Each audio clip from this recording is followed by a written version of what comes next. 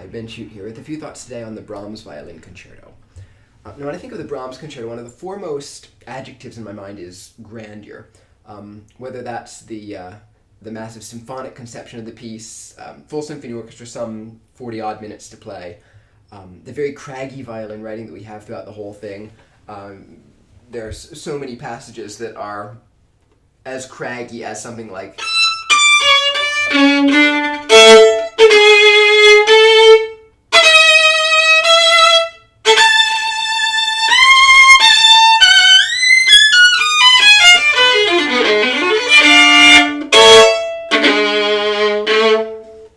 Or, say, on the other hand, the monolithic, tranquil, gorgeous main theme of the movement.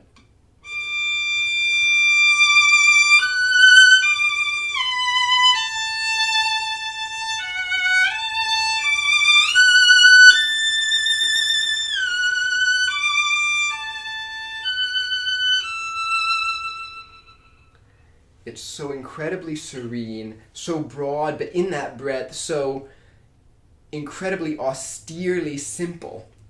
That combination together, the tranquility, the breadth, and this extreme simplicity give it this incredible, almost mountainous sense of grandeur. And I think that sense that permeates the whole concerto can be brought to bear on how we think about some of the challenges that the piece presents to us. One thing about Brahms is that he's very much in touch with the Baroque and classical tradition before him. Brahms was one of the great composers who was very interested in the budding science of musicology. Very, very much devoted to not rediscovering, but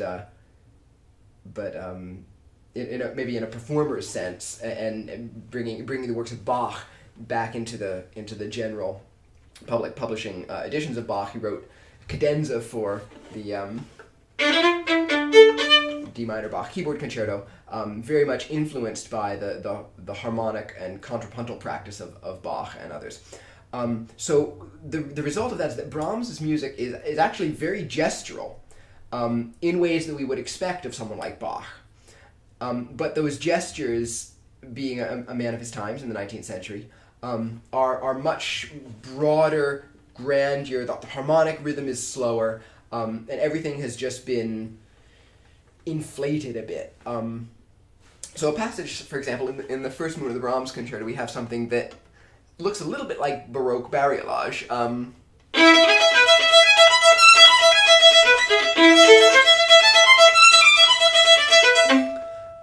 Not too dissimilar from the sort of figuration that you'd find in, say, a Bach concerto.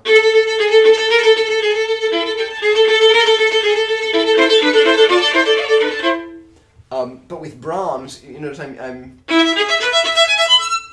somewhere in the lower middle of the bow, right at the point where the bow wants to not bounce, but have that little bit of spring in it. And that's how we get the lightness and inflection that we want in Baroque performance. For Brahms, though, of course, as I said, everything is a bit more aggrandized, and Brahms's music invites us to fully utilize the modern bow, which his music so beautifully accommodates. So something like this same passage, instead of being,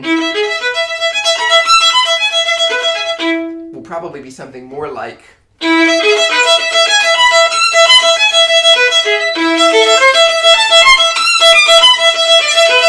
So we want to keep the gesture, but move it toward the upper half of the bow, where we can use a little more bow, keep it really glued into the string to get as much sound, as much resonance, as much power as we can. And the trick is to do that while keeping the gestures that remind us of earlier music, but are reinterpreted according to the 19th century. Another thing to keep in mind with the Brahms Concerto is, in terms of affect and aesthetic, is purity. I think the performers in Brahms's time were very, very highly prized purity in string sound. Now, an initial caveat: they were using different instruments than we are, and I've mentioned this elsewhere. But they would have been using violins strung with plain gut under less tension than these instruments. So the modern violins that we're using, it is a slightly different instrument, and we it does require being played a little bit differently. But to whatever extent historical aesthetics can influence how we want to interpret and the kind of sonic ideals that we bring to the music, it might be helpful to keep in mind that that performers in Brahms's day very highly valued purity in the sound. The use of vibrato was quite minimal. Gave a little bit of shimmer at times to the sound, not even as consistently as you'd hear later in Chrysler. So just a kind of a pure resonant sound with a little bit of electricity, a little bit of life breathed into it, with a very small vibrato in their context. If you hear recordings of Joachim, the dedicatee of the Brahms Concerto, or his student Marie Soldat, you'll hear exactly this. So we want to use vibrato in a way, even on the modern instrument, I think, that will warm the sound, give it lyricism, keep the sound alive, but not be too distracting in itself. And however, whatever that works out being for us on modern instruments, each person according to his or her taste. But that might be helpful to keep in mind. Also, purity of intonation was very important. Joachim was known for playing with, I won't say mean tone temperament, but the kind of low major thirds that mean tone temperament was built around. Now, of course, that was mutable, so that whether you're in D major or E flat major or G major, A major, those major thirds can all be kept very pure, which would not be the case in mean tone, of course, fixed temperament. But in contrast to what Casals and those like him would call expressive intonation, where the halves are very narrow, the major thirds very high, Brahms had in mind, I think, an intonation where the thirds were much purer, and I think it can be helpful to come as close to that as we can. It's my feeling. Purity in sound, then, is also, I think, very important for the Brahms Concerto, and this touches on several points of technique. So for me, sometimes for certain pieces,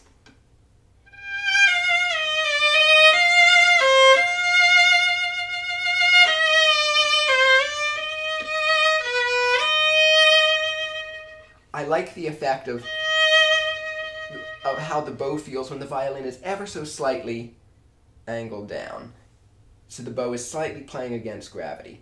For the Brahms Concerto and just big romantic concertos, especially in general, I like to keep the fiddle up, just so that, because they ask so much of the violin, that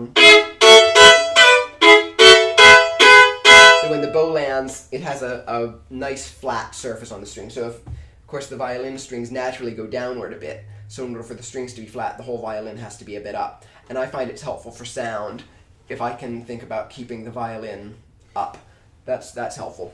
On my fiddle, now, my fiddle is quite bright, but I find also that it's helpful for the biggest sound to actually, a little bit counterintuitively perhaps, just not to have the bow too close to the bridge.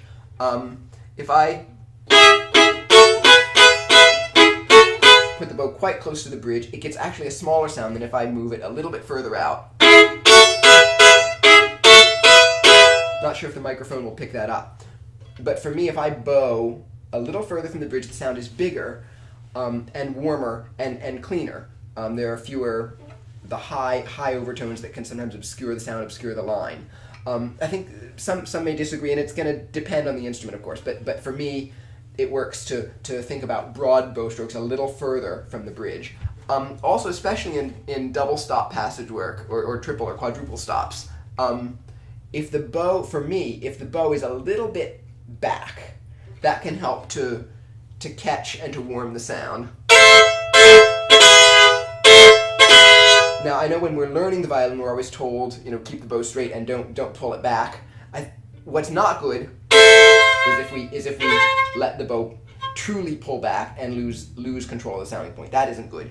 But if the bow is ever so slightly angled back, but kept right on a straight track, that I think is not a bad thing. I say that cautiously, but I find that helpful for me sometimes, and also to deal with whistling E's. If the E string's not quite speaking, sometimes having the bow at a little bit of an angle can help it to catch and speak. All right, one last consideration for this concerto is its symphonic nature.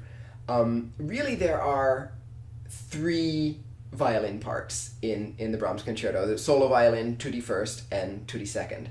And I think as much as the soloist, can think of him or herself situated in that symphonic context, not as a standalone accompanied by an orchestra, but as one of the 3 violin parts that makes up the symphonic texture in this piece. And sometimes that the solo violin part will have an outright melody. Sometimes it's ornamenting or embellishing the melody. Sometimes it's dialoguing with other melodic material elsewhere in an orchestra, and sometimes it's just simply accompanying. And the trick is just to always know what that role is and how to fill that role best in a way that draws attention to the whole symphonic texture rather than just to the solo voice. Really, in that sense, the Brahms concerto has a lot more in common, I think, with the classical piano concerto tradition of Mozart, particularly Beethoven, than it does with the virtuoso violin concerto tradition of violinist composers like Viotti, Paganini, and others. So it's interesting to keep that in mind, I think, as we're playing the piece too, and have as a model the Beethoven piano concertos, of course Brahms' own piano concertos, in our ears, just to see how that dynamic works from a different perspective. So I think that's about all we have time for, but I hope some of these things are helpful in approaching the piece, and as always, happy practicing.